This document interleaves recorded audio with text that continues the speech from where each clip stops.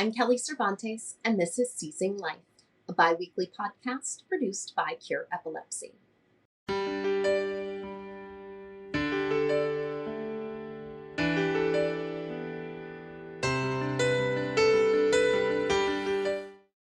This week, I'm thrilled to welcome Mariah Mayhugh to the podcast.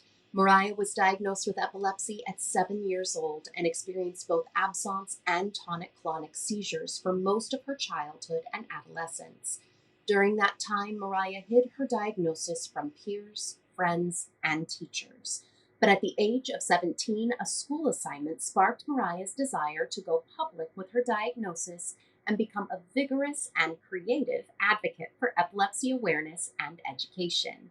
Now 22, Mariah is here today to share her epilepsy journey and her numerous advocacy efforts. Mariah, thank you so much for joining us today. I wonder if you can start by sharing with us. I know you were 7 when your seizures first presented, and so I don't imagine that you remember a whole lot, but anything that you can remember, what they looked like and how those early days played out.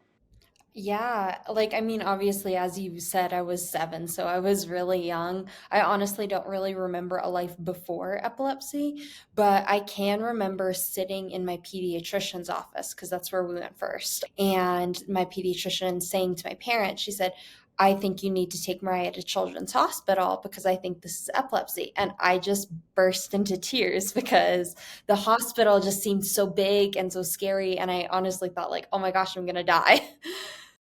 Yeah, I can totally commiserate with that. I remember when my brother was born and going to visit my mom in the hospital and just being terrified.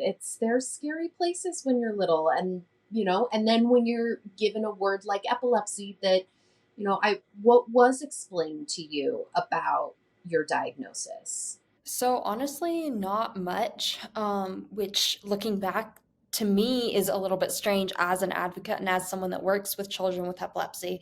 I don't remember a time that anyone actually sat me down and explained to me what epilepsy was. I had this vague idea of what a seizure was because it was happening to me. But my parents just called my absence seizures space outs. So I just knew I have space outs and I'm different than everyone else. And that's pretty much all I knew. So, how frequently were you having your absence seizures? And did you experience any other type of seizure? Yeah, so I had absence seizures multiple times a day, at least 10 to 20, if not more. And then I also experienced tonic-clonic seizures, which started a little bit later, and I didn't have those as frequently, but they would show up every couple months. Now, I know that eventually you were able to gain control, but it was a journey. Can you talk to us about what you remember from that? All of the treatments and trials that you went through to get to where you are today? Yeah, the trials and tribulations. So basically from 7 to age 12, I was on just a complete slew of different medications and hospital stays, tests, the whole shebang. And then when I was 12, we finally gained seizure control. And then after a year of having seizure control, my doctor wanted to try to wean me off the meds to see if I'd like outgrown it through puberty. So we did that and it worked for a little bit. I think it was just under a year, but then my seizures came back. And so then we had to start all over again, which was super frustrating. But thankfully, it was around, I think it was December of 2015 or 2016 when I finally gained seizure control again. And I've been seizure free ever since. Which is amazing, and congratulations. Are you still on medication? I am on medication, but it's a lot lower dose than what I was on when I was little. So I'm very grateful for that. That's incredible. And, 7 to 12, you're talking about, experiencing regular seizures. That has to have an impact on you um, educationally and mentally. What did that look like for you in childhood? So it definitely had a really big impact on me. Thankfully, it didn't have as big of an impact educationally as it could have because my parents made the decision to homeschool me. And so I was really able to be set up for success thanks to them, and especially thanks to my mom, who was my primary teacher during those years. Um, but socially, emotionally, it had a great impact in that I felt very isolated. I felt very alone. I remember writing in my diary that I felt like my epilepsy was a dark mark against me, and I was terrified that anyone would ever find out about it. So that was really hard to deal with growing up. So it sounds like you did not tell anyone about your epilepsy when you were younger. I did not. It was my dark secret that we protected at all costs. And I really felt like if anyone found out about it, I was going to be judged, or I was going to be viewed as like the sick kid or the weird one or things like that. And so I kept it completely under wraps. No one outside my immediate family knew. That had to be so hard to carry that knowledge with you and be so worried about someone finding out about it. I want to go back a little bit and just sort of, you mentioned that you were homeschooled and how much that helped you educationally. Can you explain why being homeschooled was so beneficial for you? Absolutely. So well, it was helpful for a lot of different reasons, honestly. So first reason is that I would have obstinate seizures throughout the day, and that would cause, things like memory loss. It would cause me to become frustrated. It would cause me to not be able to absorb lessons quite as quickly as maybe someone my age that's neurotypical would have been able to. And so I was able to revisit lessons and redo them as many times as I needed to. I was also able to take naps throughout the day, well beyond the age that kids normally stop taking naps. And that really helped me to be well rested and to be able to function and be able to, attend school. So that was really cool. And I'm really grateful for all of that. Another reason it was helpful is I was at the hospital a lot. I remember being in the hospital and my mom whipping out the books and the laptops and being like, we're going to do school. And I was like, darn it. I went to traditional school. We wouldn't be doing this right now. Exactly. But looking back, I'm like, I am so grateful for that because I didn't fall behind. I was able to stay on par with my schoolwork. Whereas if I'd been in traditional school, I mean, maybe nowadays it's different because COVID really changed that landscape with remote learning. But, like 12, 15 years ago, it was not that way. And so I probably would have just wound up falling behind and it would have been hard to catch up. Yeah, absolutely. Now, when you did get better control of your seizures, or you had that brief reprieve of seizure freedom, you did end up doing a blended learning. Yes. What was that? So when I was in eighth grade, which was the year that we had that reprieve of seizure freedom, I enrolled in a blended program, which was very similar to what a lot of schools did during COVID, where it was like 3 days a week you did school at home, and then 2 days a week you went into school and you like had classes and you had teachers and like all the normal things. So I stayed with them throughout high school. I graduated from that high school, and it was the best experience. I absolutely loved it. And again, I feel like it just set me up for so much success, especially with the relapse that I wound up having. Now, I understand that this experience um, led to your coming out, if you will, I believe is how you have referred to it in some situations where you started to be comfortable sharing your diagnosis. What spurned that change? So honestly, it's so interesting because if I hadn't been set up educationally as I was, this probably like I wouldn't be sitting here talking to you because I wound up enrolling in college classes when I was 15 because I was smart. I knew how to do it, and that's based off of the educational groundwork that was set. So I started attending college classes, and then when I was 17 I was in a college level English class, and they were teaching us how to write research papers.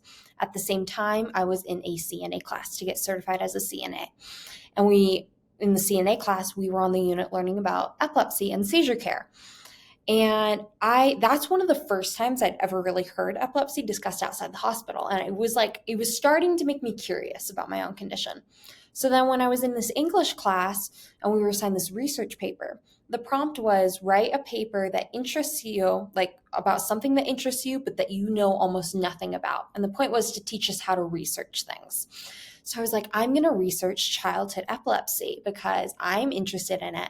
I know nothing about it aside from I have it, and I'm not going to have to tell anyone it's me. Literally anyone could pick that topic.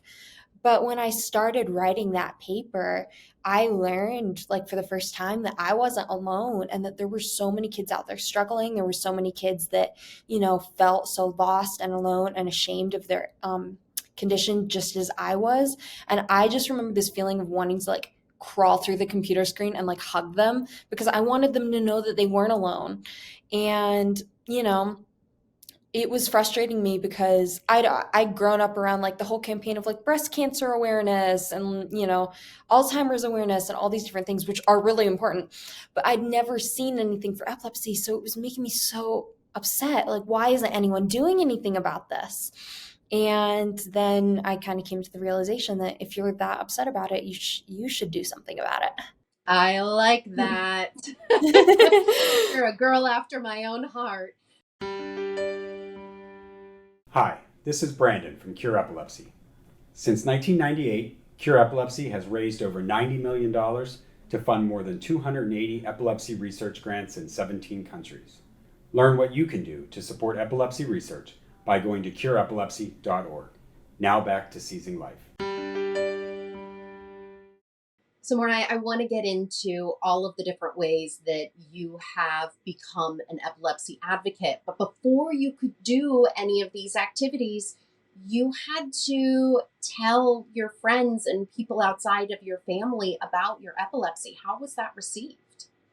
Yeah, I think that one of the most impactful moments was actually when I was telling my mom that I wanted to be an advocate because, my whole life she'd known me as like, oh my gosh, don't tell anybody. And I remember I got like my research paper back, and I just remember I read the whole paper to her out loud, and she was like, wow, that's so cool. Like, I love all the research that you did into that, blah, blah, blah. And I wound up infusing some of my own story into it. And she said, I think that's really interesting that you put some of your own story into that, like, in that you were okay with your teacher reading that. And that was a perfect segue for me to be like, I think I really want to like start sharing my story more and start being more public about my journey. And she was so supportive of that. She was like, I am here for you. Like, whether or not you want to keep this completely to yourself or you want to be an advocate, like, I got you. And it was really cool. That's amazing. And how did your friends respond? So my friends took it really well. I remember I would just like kind of tell them one on one, and I would just be like, "Hey, I've got something that I need to share with you, and it's really personal." And I would tell them what epilepsy was. A couple of them knew what epilepsy was. There wasn't like as much explaining, and I was really worried that they were like gonna be upset with me for like having not told them or whatever, but they really weren't. And it also just came at a really nice time with high school graduation and whatnot. So I wound up like kind of not staying in touch with a lot of people anyway, and just kind of transitioning into that new life, that new chapter of adulthood and also advocacy. Yeah, absolutely. You get to sort of start fresh a little bit after high school and reinvent Hmm. yourself. And it sounds like that is exactly what you did. So now tell us what those first steps of advocacy looked like for you. So I was like, I don't know what I'm doing. And I had no idea. I had like this very vague vision of like, I want to be an advocate, but I just didn't know how to get from point A to point B at first. So I just started Googling stuff, and I found this epilepsy 5K that was being held in Colorado Springs from the Epilepsy Foundation of Colorado. And I went to my parents and I was like, I want to go to this. It's in like 3 months or whatever. Will you go to it with me? And they were like, of course. And so we went, and I just remember that feeling of seeing everybody like all in purple and all the different like tables and booths and stuff with like different resources. And I was like, how did I miss this all this time? This is amazing. Yeah, it's incredible when you go looking for it, how present and active the epilepsy community is. I often say, when I meet someone new who's newly diagnosed, I'm like, welcome to the club. I am so, so sorry that you are a member of the club, but its members are some of the most incredible people you will ever meet. But your advocacy efforts just began with that 5K, and then you sort of took off running literally beyond that 5K. Yes. Tell us about the children's book that you wrote and some of your other endeavors. Yeah, so I went to this 5K and I was like, this is amazing, and I have to keep doing stuff like this. So just, gosh, about 6 months after that 5K, it was March, and I'd heard about Purple Day. I was like, I want to do something for Purple Day. And I came up with this idea of doing 26 things, like one thing a day, every day in March up until March 26th.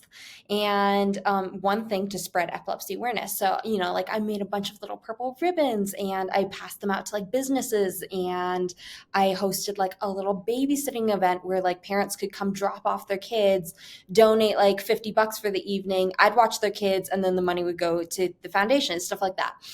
And so I was doing one thing every day, and one thing that I really wanted to do was do a children's book reading at Pikes Peak Library, because I had learned so much at the library growing up. I was like, this is a perfect opportunity to educate children.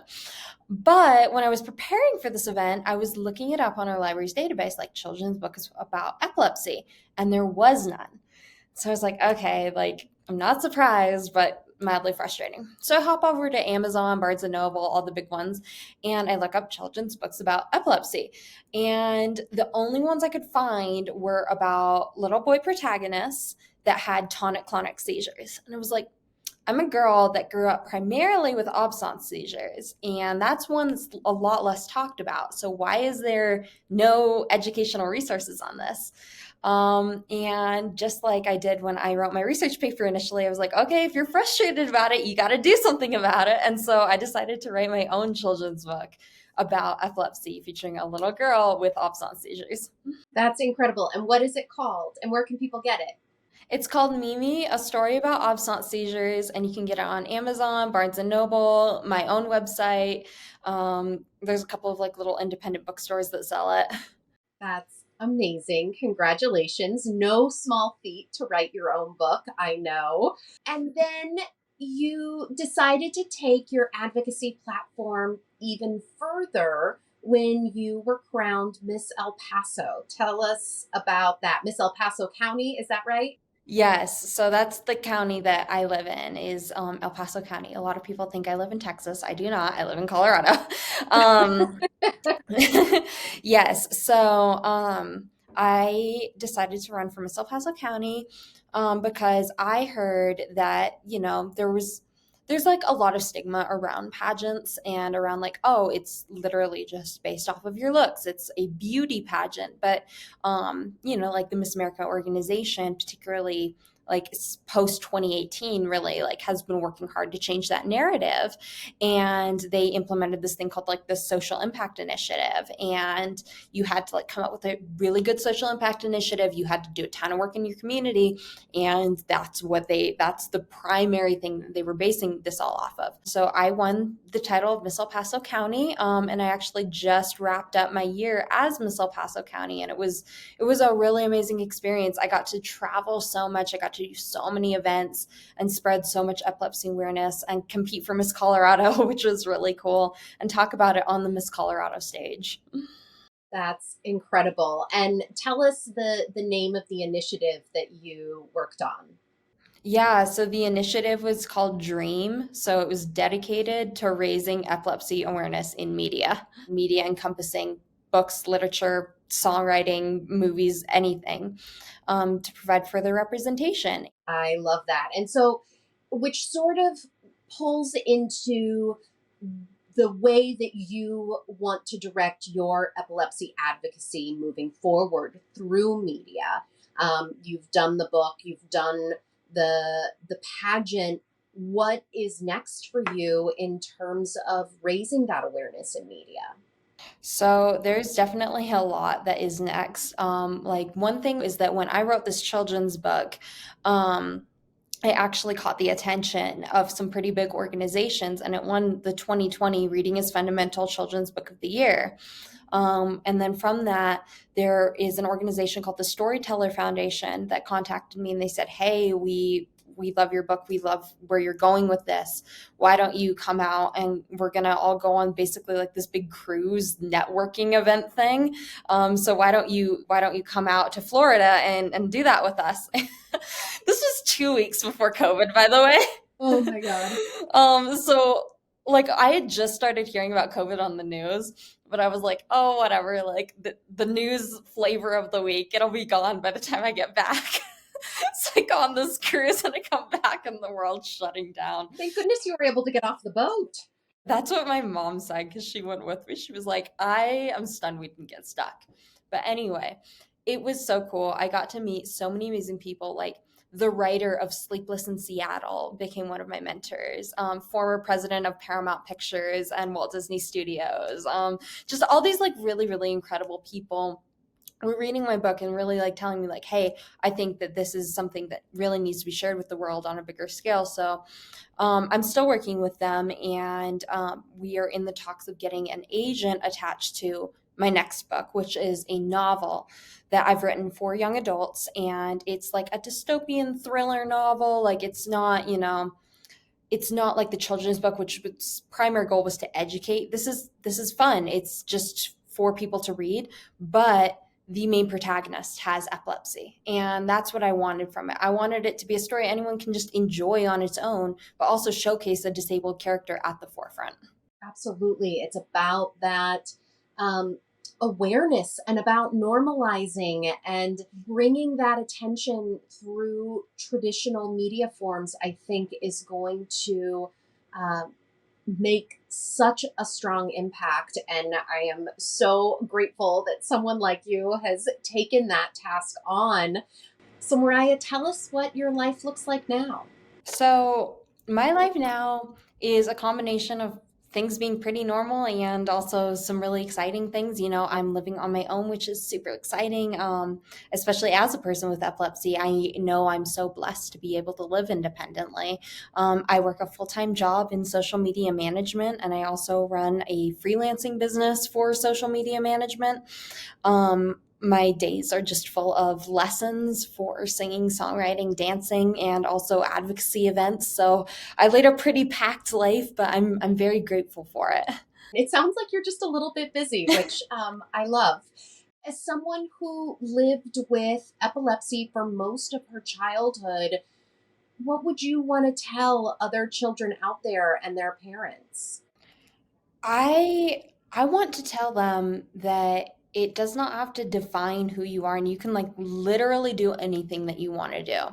Like something that I am aiming to do is genuinely spread that message to children with epilepsy and their parents and adults with epilepsy, because like I'm a singer songwriter, and I have plans and goals to audition for American Idol this year, and I'm really hoping to get to share my epilepsy story on this like national televised stage, because I want to show people, hey, like, yeah, I have epilepsy, but like that does not mean that literally anything is off limits. Like I can do anything I want. Sometimes that means I do things differently, but that doesn't matter.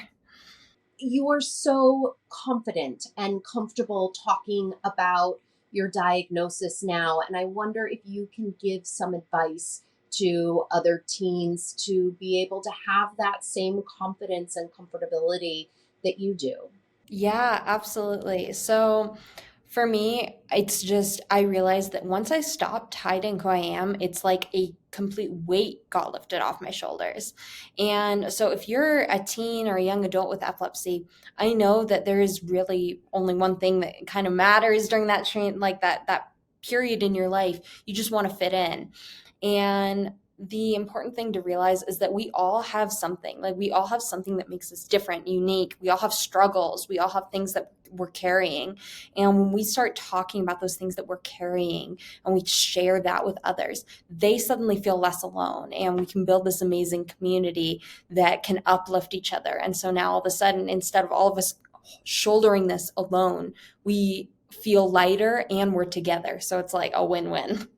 Amazing. Mariah, you are a delight to talk to, and I cannot wait to see where life takes you and to follow you along wherever you end up next. We're wishing you all the best luck, and thank you so much for chatting with us today. Thank you so much for having me. It was an absolute pleasure.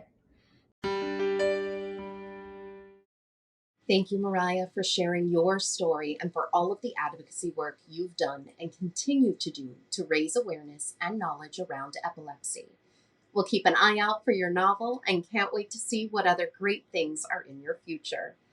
Cure Epilepsy has been funding cutting-edge, patient-focused epilepsy research for 25 years. Our goal is a world without epilepsy.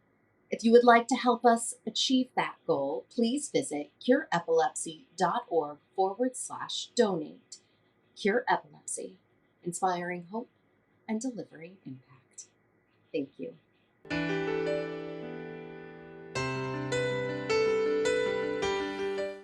The opinions expressed in this podcast do not necessarily reflect the views of Cure Epilepsy. The information contained herein is provided for general information only and does not offer medical advice or recommendations. Individuals should not rely on this information as a substitute for consultations with qualified healthcare professionals who are familiar with individual medical conditions and needs. Cure Epilepsy strongly recommends that care and treatment decisions related to epilepsy and any other medical conditions be made in consultation with the patient's physician or other qualified healthcare professionals who are familiar with the individual's specific health situation.